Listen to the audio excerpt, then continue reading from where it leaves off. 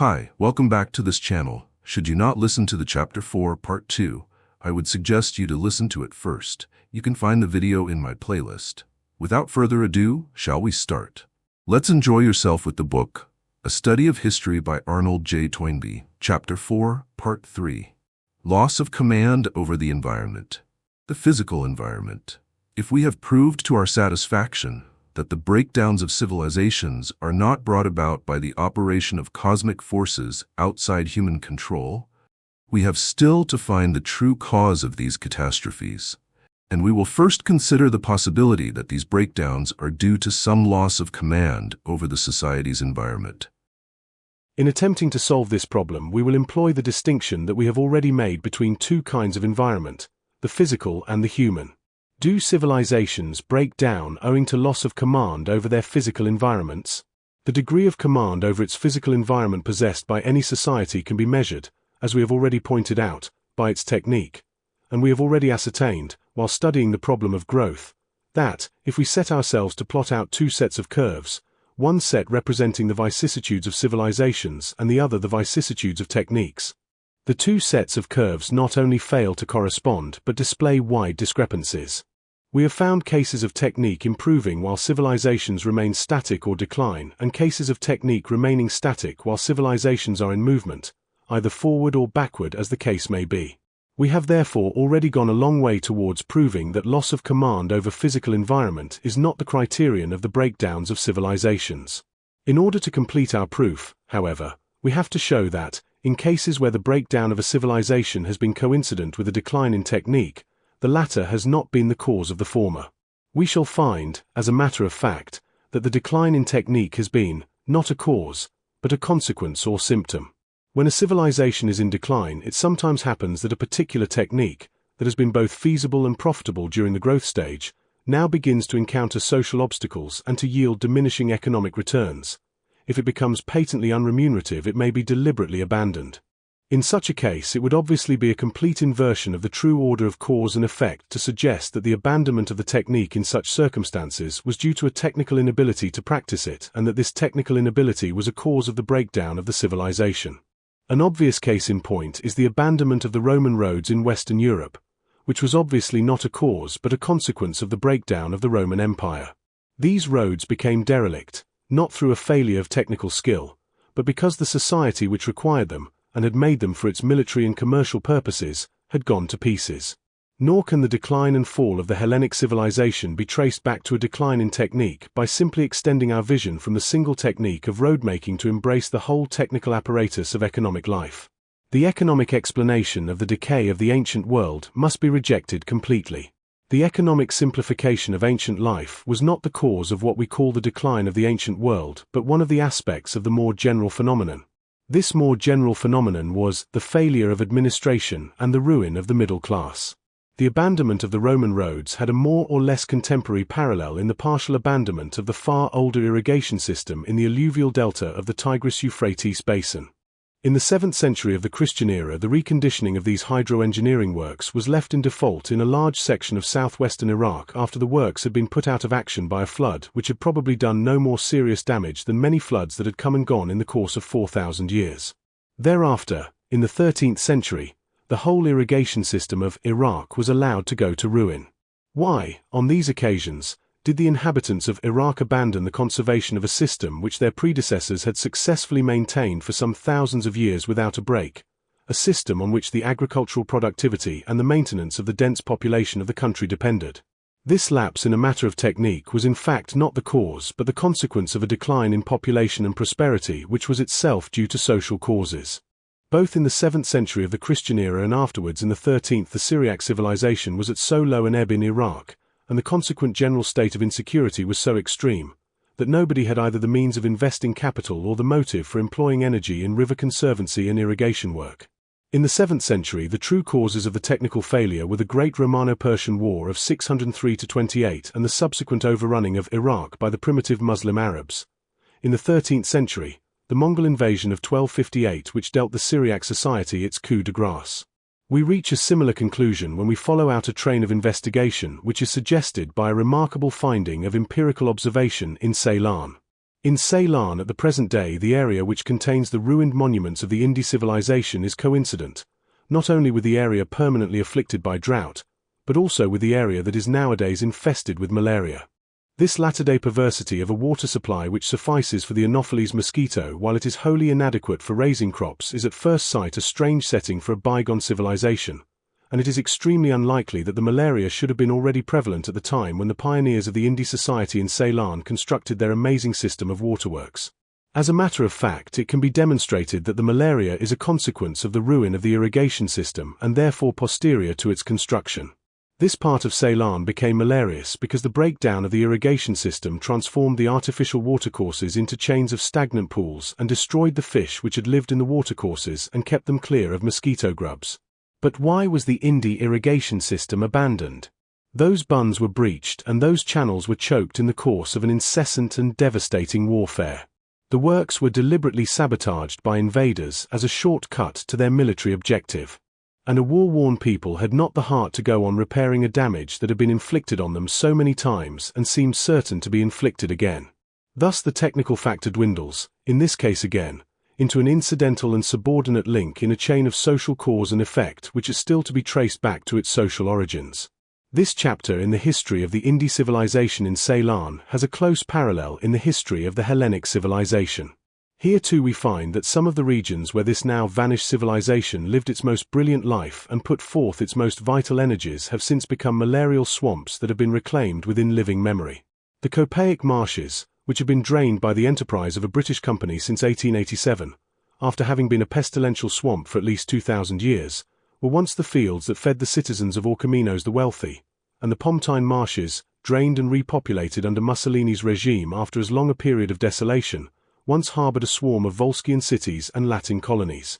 It has indeed been suggested that the loss of nerve, which was at the heart of the Hellenic breakdown, was caused by the entry of malaria into the Hellenic homelands.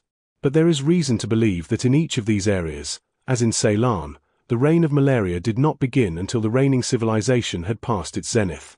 A modern authority who has made the subject his own concludes that in Greece malaria did not become endemic until after the Peloponnesian War, and in Latium the disease does not seem to have gained the upper hand until after the Hannibalic War.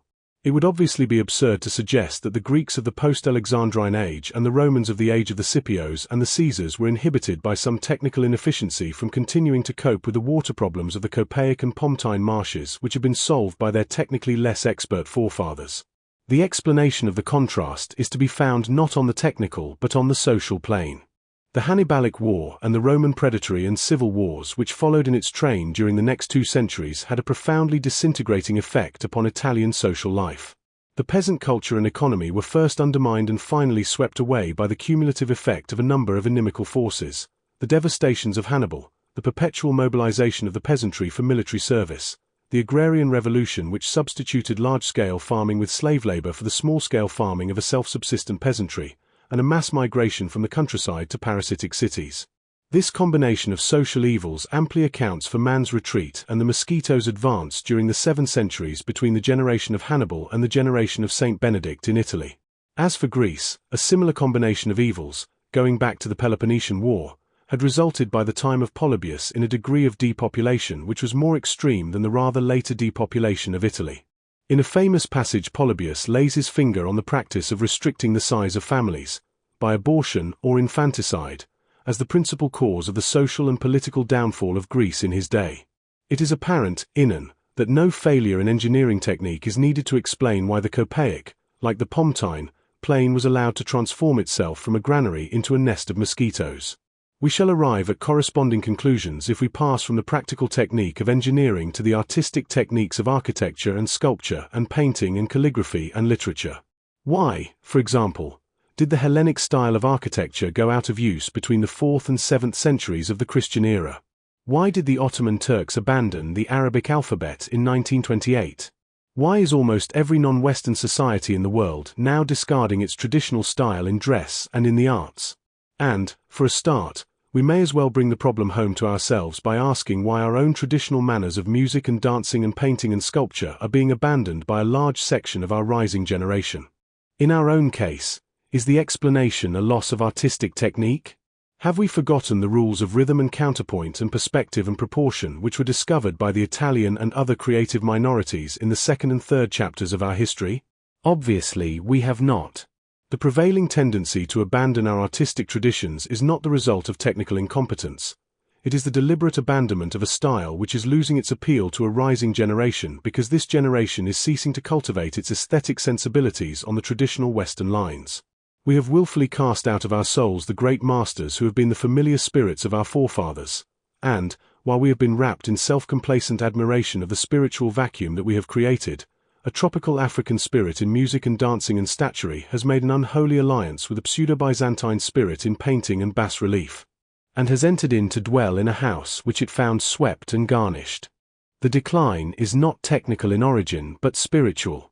In repudiating our own Western tradition of art and thereby reducing our faculties to a state of inanition and sterility in which they seize upon the exotic and primitive art of Dahomey and Benin as though this were manna in the wilderness, we are confessing before all men that we have forfeited our spiritual birthright. Our abandonment of our traditional artistic technique is manifestly the consequence of some kind of spiritual breakdown in our Western civilization, and the cause of this breakdown evidently cannot be found in a phenomenon which is one of its results. The recent abandonment of the Arabic alphabet by the Turks in favor of the Latin alphabet is to be explained on the same lines. Mustafa Kemal Ataturk and his disciples have been thoroughgoing westernizers within their own Islamic world. They have lost faith in the traditions of their own civilization, and have consequently discarded the literary medium through which it has been transmitted. A similar explanation would account for the discarding of other traditional scripts by other moribund civilizations of an earlier day. For instance, the hieroglyphic script in Egypt and the cuneiform in Babylonia. A movement in favor of abolishing the Cynic script is now discernible in China and Japan. An interesting example of the substitution of one technique for another is the abandonment of the Hellenic style of architecture in favor of the newfangled Byzantine style. In this case, the architects of a society in its death throes were abandoning the comparatively simple scheme of architrave on column in order to experiment in the unusually difficult problem of crowning a cruciform building with a circular dome, so there can have been no failure of technical competence. Is it credible that the Ionian architects who triumphantly solved the constructional problems of the Church of the Hagia Sophia for the Emperor Justinian could not have built a classical Greek temple if that had been the autocrat's will, and theirs? Justinian and his architects adopted a new style because the old style had become distasteful to them through its associations with the remains of a dead and rotting past. The upshot of our investigation seems to be that the abandonment of a traditional artistic style is an indication that the civilization associated with that style has long since broken down and is now disintegrating. Like the disuse of an established technique, it is the consequence of breakdown, not the cause. The human environment, when we previously considered this subject in connection with the growths of civilizations, we found that the degree of command over the human environment possessed by any given society at any stage in its history could be roughly measured in terms of geographical expansion. And we also found, from a study of examples, that geographical expansion was frequently accompanied by social disintegration. If this be so, it seems extremely improbable that the cause of this selfsame breakdown and disintegration is to be found in the precisely opposite tendency, a tendency, that is to say, towards a decrease in command over the human environment, as measured by a successful encroachment of alien human forces. Nevertheless, the view has been widely held that civilizations, like primitive societies, lose their lives as the result of successful assaults upon them on the part of external powers, and a classic exposition of this view is given by Edward Gibbon in the History of the Decline and Fall of the Roman Empire. The theme is declared in the single sentence in which Gibbon sums up his story in retrospect. Have described the triumph of barbarism and religion. The Hellenic society, embodied in a Roman Empire which was at its zenith in the age of the Antonines, is represented as having been overthrown by a simultaneous assault from two alien enemies attacking on two different fronts. The North European barbarians issuing out of the no-man's land beyond the Danube and the Rhine, and the Christian Church emerging from the subjugated but never assimilated Oriental provinces. It never occurred to Gibbon that the age of the Antonines was not the summer but the Indian summer of Hellenic history. The degree of his hallucination is betrayed by the very title of his great work, The Decline and Fall of the Roman Empire. The author of a history that bears that name and that starts in the 2nd century of the Christian era is surely beginning his narrative at a point that is very near the end of the actual story. For the intelligible field of historical study with which Gibbon is concerned is not the Roman Empire but the Hellenic civilization, of whose far-advanced disintegration the Roman Empire itself was a monumental symptom.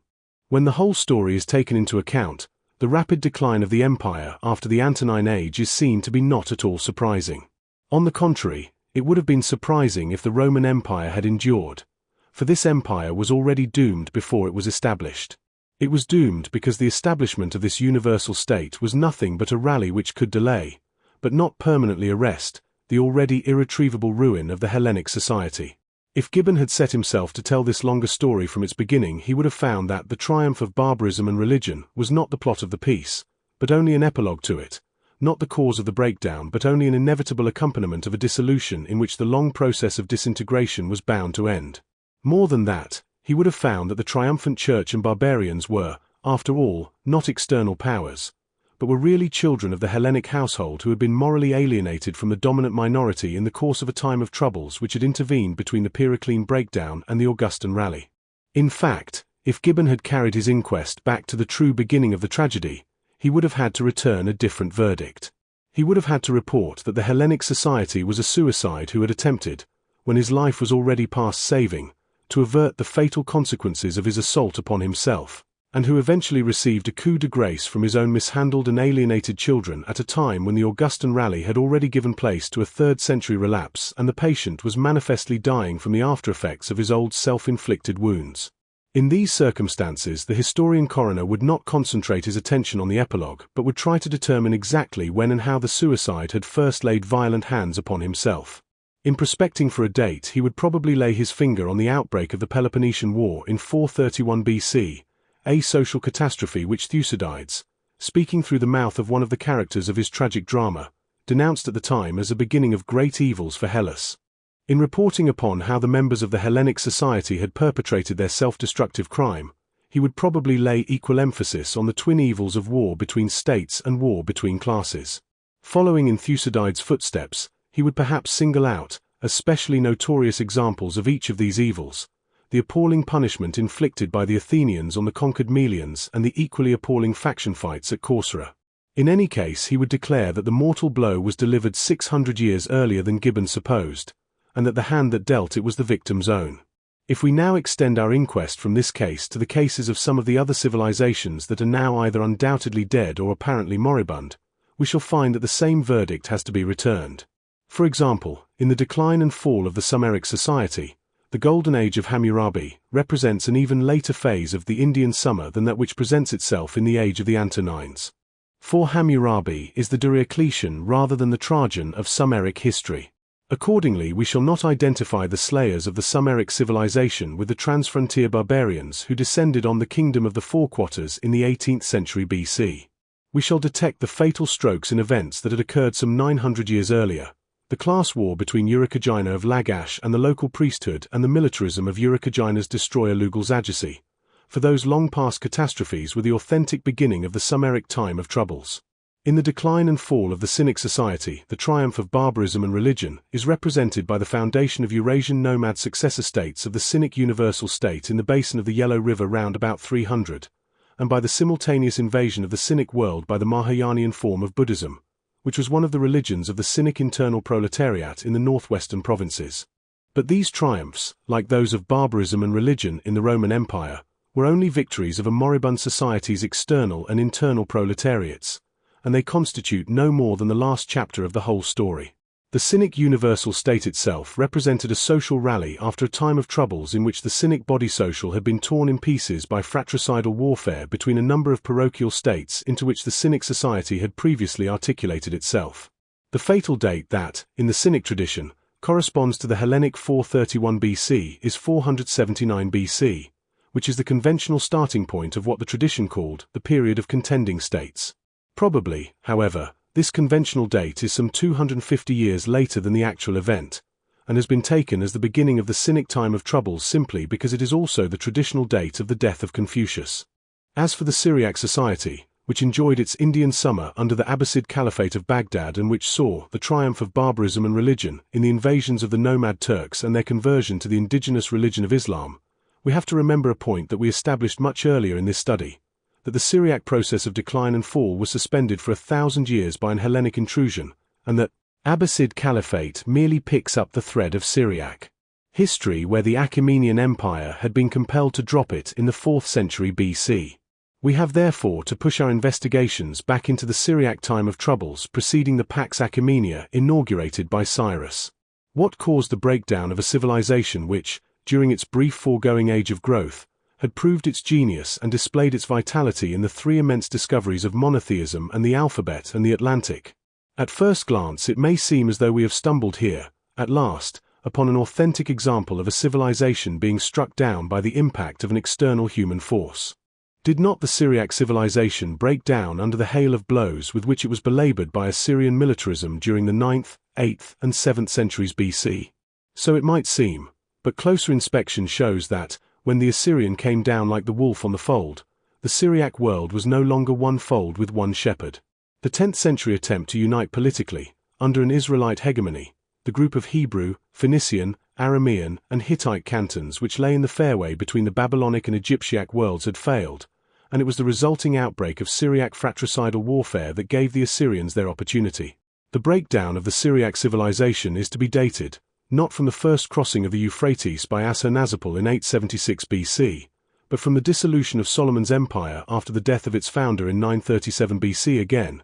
It is often said that the Orthodox Christian civilization in its Byzantine political embodiment, that Eastern Roman Empire, whose long-drawn-out trials are the subject of Gibbon's enormous epilogue, was destroyed by the Ottoman Turks. It would usually be added that the Muslim Turks only gave the coup de grace to a society that had already been fatally mauled by the Western Christian invasion, impiously masquerading under the name of a Fourth Crusade, which deprived Byzantium of the presence of a Byzantine emperor for more than half a century 1204 to 61.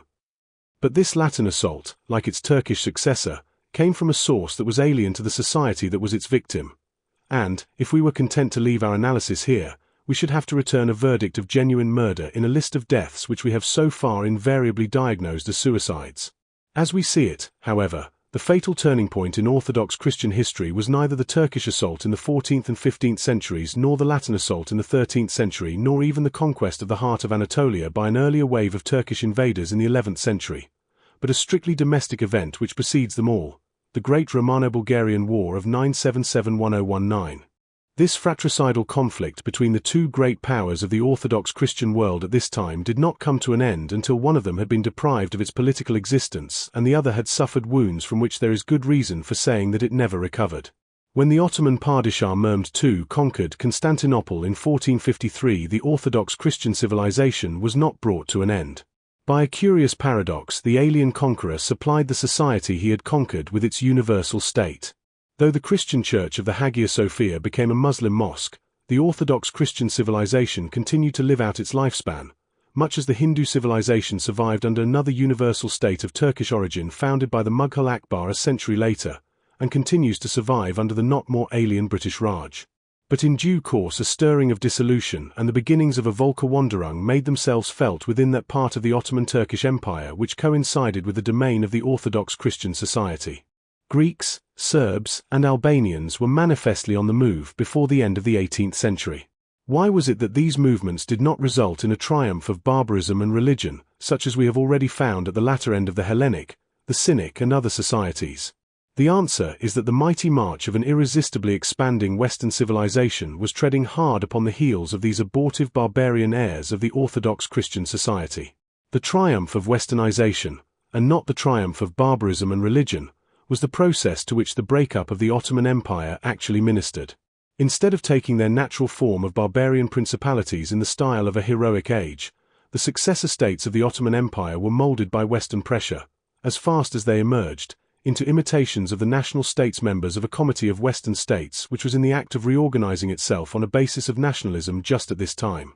In some cases, an incipient barbarian successor state transformed itself directly into one of these newfangled national states on the Western model, Serbia, for example, and Greece. On the other hand, the barbarians who were still so little affected by Western radiation that they were incapable of turning their activities into a Western nationalistic channel paid the penalty of missing the bus. The Albanians forfeited, in the 19th century, to the Greeks, Serbs, and Bulgars a heritage which, in the 18th century, had seemed more brilliant than theirs, and barely succeeded in entering the Western Comity of Nations in the 20th century with an insignificant patrimony. Thus in the history of the Orthodox Christian society the last act has been, not the triumph of barbarism and religion, but the triumph of an alien civilization which has been swallowing the moribund society whole and has been incorporating its fabric into its own social tissues. We have stumbled here upon an alternative way in which a civilization may lose its identity. The triumph of barbarism and religion means that the moribund society has been thrown onto the scrap heap by an iconoclastic revolt on the part of its own external and internal proletariats, in order that one or other of these insurgent forces may win a free field for bringing a new society to birth. In this event, the older society passes away, yet in a sense it still lives on vicariously, in the younger civilization's life, through the relationship which we have learnt to call apprentation and affiliation.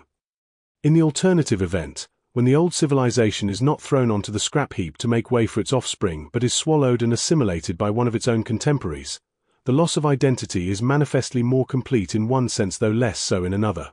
The communities into which the moribund society is articulated may be spared the extreme agonies of social dissolution.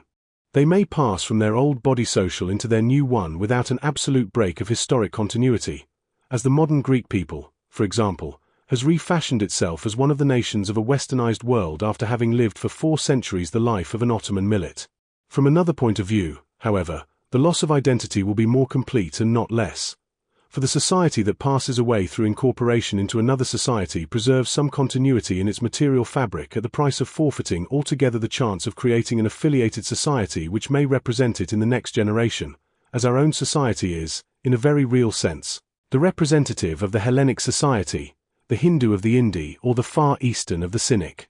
The instance in which this process of extinction through assimilation has come to our notice is the incorporation of the main body of the Orthodox Christian society into the body social of our own Western civilization.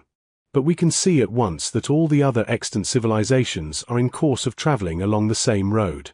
This is the current history of the offshoot of Orthodox Christendom in Russia, of the Islamic and Hindu societies, and of both branches of the Far Eastern society. It is also true of the 3 extant arrested societies, Eskimos, nomads, and Polynesians, which are all in process of being incorporated in so far as the social radiation of Western civilization is not destroying them outright. We can see, too, that a number of the civilizations now extinct lost their identity in the same way. The process of westernization, which began to overtake Orthodox Christendom at the end of the 17th century, was brought to bear on the Mexican Andean societies of the New World nearly 2 centuries earlier, and in both these cases the process seems now to be virtually complete. The Babylonic society was incorporated into the Syriac society in the last century BC, and the Egyptiac society was absorbed into the same Syriac body social a few centuries later. This Syriac assimilation of the Egyptiac society, the longest-lived and most firmly compacted and unified civilization that has ever yet been seen, is perhaps the most extraordinary feat of social assimilation so far known. If we now glance at the group of living civilizations that are in process of being assimilated by our own Western civilization, we shall find that the process is proceeding at different paces on different planes. On the economic plane, every one of these societies has been caught in the network of relations which our modern Western industrialism has spread all over the habitable world. Their wiseacres have seen the electric light eye the West, and come to worship. On the political plane, also, the children of all these apparently moribund civilizations have been seeking admission to membership of the Western Comity of States through various doors. On the cultural plane, however, there is no uniform corresponding tendency. In the main body of Orthodox Christendom, the former Raraya of the Ottoman Empire, Greeks, Serbs, Rumans, Bulgars, appear to have welcomed the prospect of cultural as well as political and economic westernization with open arms, and the present leaders of their former lords and masters, the Turks, have followed their example. But these cases seem to be exceptional. Arabs, Persians, Hindus, Chinese and even Japanese are accepting our Western culture with conscious mental and moral reservations, insofar as they are accepting it at all. As for the Russians, the equivocal character of their response to the challenge from the West has been considered on an earlier page and in another connection. On this showing, the present tendency towards a unification of the world within a Western framework on the economic, political and cultural planes alike may prove to be neither so far advanced nor so well assured of ultimate success as it would appear to be at first sight. On the other hand, the 4 cases of the Mexic, the Andean, the Babylonic and the Egyptiac societies are sufficient to show that the loss of identity through assimilation can be just as complete as through the alternative process of dissolution in which the Hellenic, Indi, Cynic, Sumeric and Minoan societies met their end. We have now therefore to recall our attention to what is, after all, the objective of the present chapter and to consider whether the fates which these societies suffered or are now suffering, namely incorporation and assimilation by a neighboring society, were the real causes of their breakdowns, or whether, as we found to be the case with the other group which we have already examined, the breakdowns had actually occurred before the incorporation and assimilation process started.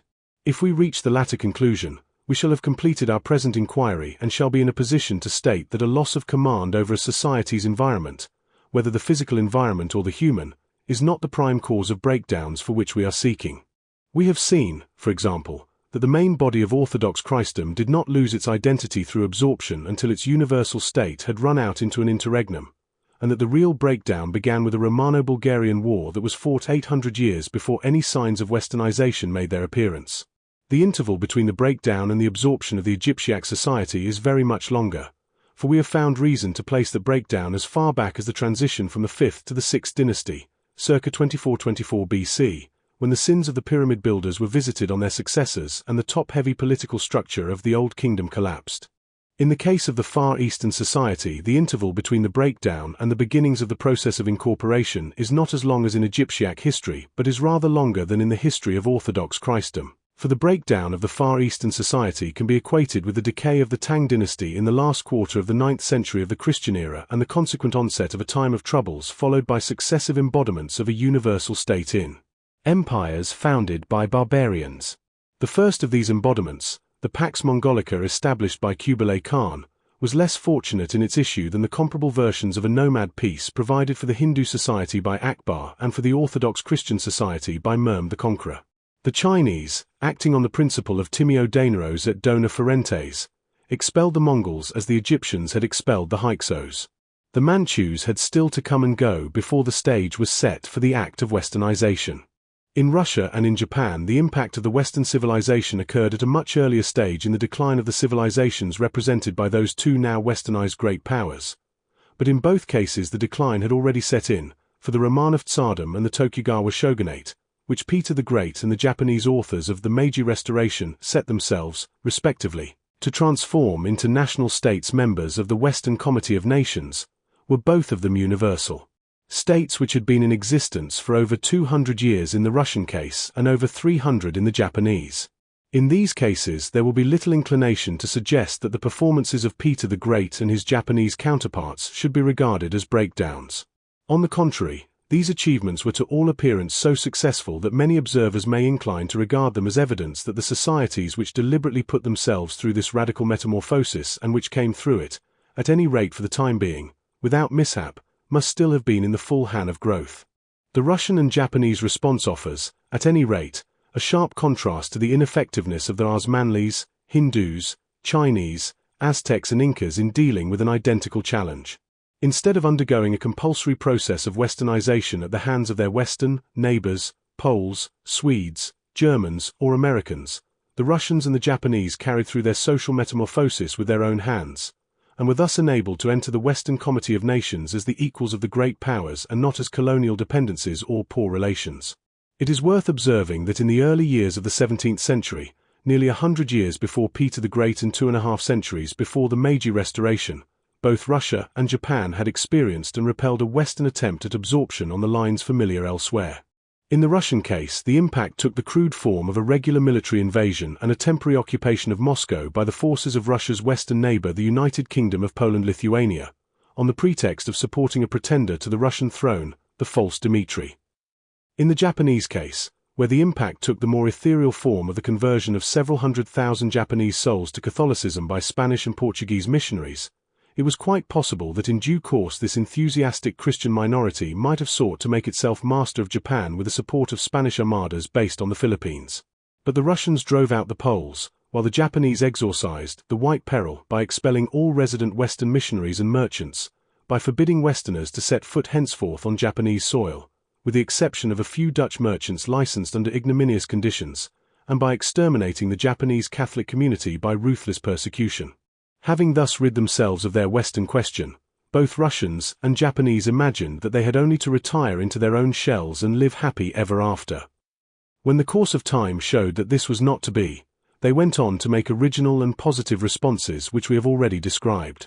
Yet there are unmistakable indications that, before the first Portuguese ship sailed into Nagasaki or the first English ship into Archangel, both the Far Eastern civilization in Japan and the Orthodox Christian in Russia had already broken down. In Russian history, the true time of troubles, in the sense in which that term is used in this study, is not the bout of anarchy in the early years of the 17th century for which the term was originally coined by the Russians themselves. That was merely an interlude between the first and second phases of the Russian universal state, corresponding to the 3rd century bout of anarchy in the Hellenic world between the age of the Antonines and the accession of Diocletian. The chapter of Russian history which corresponds to the chapter of Hellenic history between the Peloponnesian War and the Pax Augusta, and which therefore represents the Russian time of troubles in our sense, is the period of adversity which preceded the foundation of the Russian universal state through the union of Muscovy and Novgorod in 1478.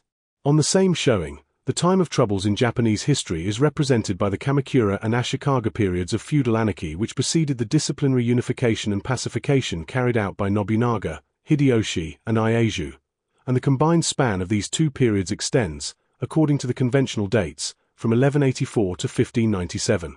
If these be the true Russian and Japanese times of troubles, we have in both cases to inquire whether they were precipitated by some suicidal act or by the action of an external adversary. In the Russian case, the common explanation of the recognized breakdown contemporaneous with the Western Middle Ages is that it was due to the assault of the Mongol nomads from the Eurasian steppe. But we have already encountered and rejected in other cases, in the case of the older branch of the Orthodox Christian society, for example, the plea that the Eurasian nomads were the villains of the various pieces in which they played their part. Is it not possible that in Russia, likewise, the Orthodox Christian society may have already brought about its breakdown, by its own act, before ever the Mongols crossed the Volga in 1238? An affirmative answer to this question is suggested by the breakup of the primitive Russian Principality of Kiev into a host of warring successor states in the 12th century of the Christian era. In Japan, the case is much clearer. Here breakdown cannot be convincingly attributed to the Mongol assault which the Japanese successfully repelled from their shores in 1281, and when we inquire into the cause of this marathonic triumph we find that, while no doubt they owed it in part to their insular position, it was due still more to the military efficiency which they had developed in the faction fights of a time of troubles which by that date had already been exercising them for more than 100 years. In the histories of the Hindu, Babylonic, and Andean societies, the process of absorption by an alien society supervened, as in the cases of Russia and Japan, when the declining societies were in their universal states. In these other three cases, however, the process took a more catastrophic turn, and these declining societies suffered an alien military conquest. In Hindu history, the British conquest was preceded by a Muslim Turkish conquest which dates back, far behind the era of the Great Moguls, to the invasions of 1191 to 1204, and this first alien conquest, like its successors, Mughal and British, was notoriously due to the fact that the Hindu society was by then already in a condition of chronic anarchy. The Babylonic society was absorbed into the Syriac after the conquest of its universal state, the empire of Nebuchadnezzar, by Cyrus the Persian. From that time onwards the Babylonic culture gradually gave way before the Syriac, of which the Achaemenian Empire was the first universal state. But the cause of the Babylonic breakdown is to be found in the preceding excesses of Assyrian militarism.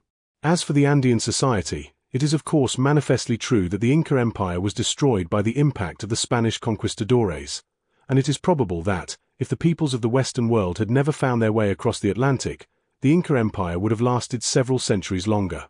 But the destruction of the Inca Empire is not the same thing as the breakdown of the Andean civilization, and we now know enough about Andean history to perceive that the breakdown had taken place long before and that the military and political rise of the Incas, in the century preceding the Spanish conquest, far from being identical with the cultural rise of the Andean civilization, was actually a late incident in its decline.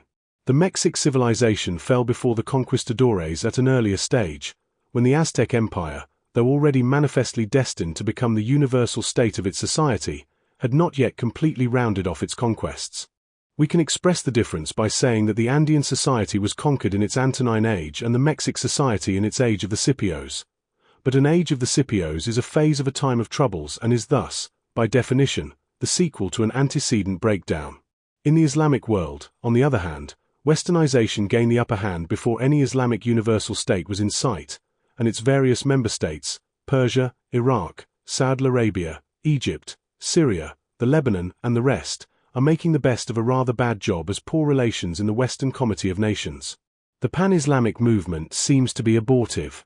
Several other civilizations, including some which grew to maturity, as well as the arrested and even the abortive civilizations, might be passed in review. But of the matured civilizations some, such as the Minoan, the Hittite, and the Mayan, have histories still so imperfectly deciphered by modern scholarship that it might be rash to draw conclusions from them. The arrested civilizations would yield no result for the present inquiry, because they are, by definition, civilizations which achieved genesis but no subsequent growth, and the abortive civilizations would be unilluminating a fortiori. A negative verdict we may fairly conclude from the foregoing inquiry that the cause of the breakdowns of civilizations is not to be found in loss of command over the human environment, as measured by the encroachment of alien human forces upon the life of any society whose breakdown we may be investigating. In all the cases reviewed, the most that an alien enemy has achieved has been to give an expiring suicide his coup de grace. Where encroachment takes the form of a violent attack, at any stage in the history of a civilization except the very last, when it is in articulo mortis, the normal effect upon the life of the assaulted party would appear to be not destructive but positively stimulating. The Hellenic society was stimulated by the Persian attack at the beginning of the 5th century B.C. to its highest manifestations of genius. The Western society was stimulated by the Norse and Magyar attacks of the 9th century of the Christian era into performing those feats of valor and statesmanship which resulted in the foundation of the kingdoms of England and France and the reconstruction of the Holy Roman Empire by the Saxons. The medieval city-states of northern Italy were stimulated by the incursions of the Hohenstaufen, the modern English and Dutch by the assaults of Spain, and the infant Hindu society by the primitive Muslim-Arab onslaught in the 8th century of the Christian era. The foregoing examples are all cases in which the assaulted party was still in a state of growth, but we can cite at least as many cases in which an alien assault has given a temporary stimulus to a society after this society has already broken down through its mishandling of itself. The classic instance is the repeated reaction of the Egyptiac society to this stimulus, for this Egyptiac reaction was evoked and re-evoked over a period of 2,000 years. And this long epilogue to Egyptiac history was inaugurated when the Egyptiac society had already passed out of its universal state and had entered upon an interregnum which might have been expected to prove the prelude to a speedy dissolution.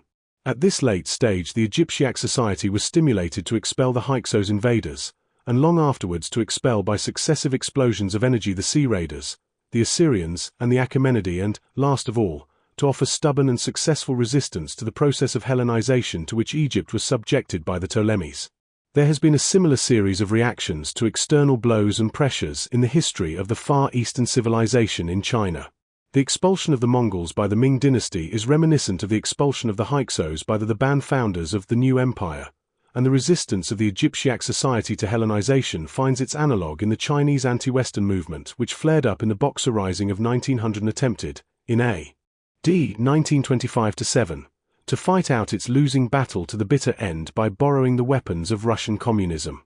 These illustrations, which could be abundantly supplemented, are perhaps sufficient to support our thesis that the normal effect of blows and pressures from outside is stimulating and not destructive. And, if this thesis is accepted, it confirms our conclusion that a loss of command over the human environment is not the cause of the breakdowns of civilizations. Some readers may be inclined to feel that, in the foregoing chapter, the author has more than once, for the sake of the argument on which he has embarked, pushed back the date of his breakdowns to an unreasonably early stage in the history of some of his civilizations. This feeling, if it is felt, may be due to a misunderstanding produced by an ambiguity in the meaning of the term breakdown. When we speak of a man suffering a breakdown in health, the suggestion is that, unless the breakdown be overcome by subsequent recovery, his active life is over. In fact, we use breakdown in common parlance to mean very much what Mr. Toynbee means when he writes disintegration. But breakdown in this study does not mean quite that. It means the termination of the period of growth. Analogies from organic life are always dangerous in the discussion of societies, but the reader may be reminded that growth terminates comparatively early in the life of a living organism. The difference between a living organism and a society, as the author was at pains to show in the chapter preceding that now concluded, is that a living organism has its lifespan determined by its very nature. The days of our years are 60 years and 10, whereas history indicates no limits to the possible lifespan of a society. In other words, a society does not ever die from natural causes, but always dies from suicide or murder, and nearly always from the former, as this chapter has shown. Similarly, the termination of the growth period, which is a natural event in the history of a living organism, is an unnatural event due to crime or blunder in a society. And to this crime or blunder, Mr. Toynbee has applied the term breakdown for the purposes of this study. It will be seen that, when the term is used in this sense, some of the most fruitful, illuminating and celebrated achievements and productions in the history of a civilization may come after the breakdown and, indeed, in consequence of it. End of Chapter 4, Part 3. Should you want to continue to Chapter 4, Part 4, please proceed to the next video. Thank you for taking the time to listen to this book. I hope you enjoyed it. Don't forget to like and subscribe to our channel for more. Thank you.